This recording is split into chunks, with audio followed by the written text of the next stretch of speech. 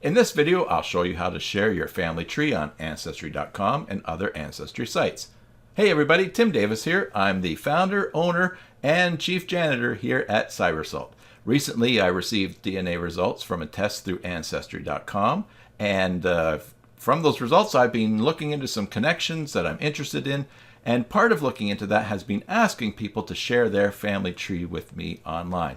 Now, not everybody knows how to do that, so I'm making this tutorial to share with them and to share with others who may be asking the same question. So let's turn our attention on the screen and check it out. Brought to you by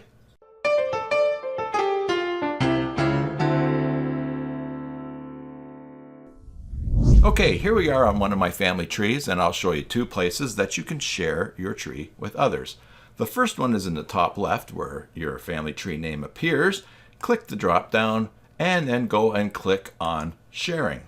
Once you're in sharing, you can choose to share either by email or the username of the person on Ancestry that you want to share with. So click on email to share by email and username to share by username. I'm going to click on email. Now, once you put in the person's email, you can assign them a role on the tree. They can be a guest, which allows them to view the tree, and they'll only see the names of people who have passed. You can assign them as a contributor, which will allow them to add information to your tree, but still they'll only be able to see those who have passed, not people who are alive on your tree. Or you can add them as an editor. That allows them to look and see all the information of people who have passed and living, and they can change information, add information, and they can also add people to that tree. The last step is to include a personal message for the person that you're inviting to share the tree with. Let's close that box. The other place that you can click to share your family tree is in the top right.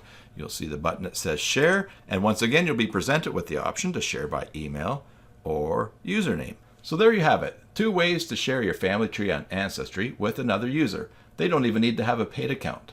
If this tutorial was helpful for you, please subscribe and ring the bell for notifications of new tutorials.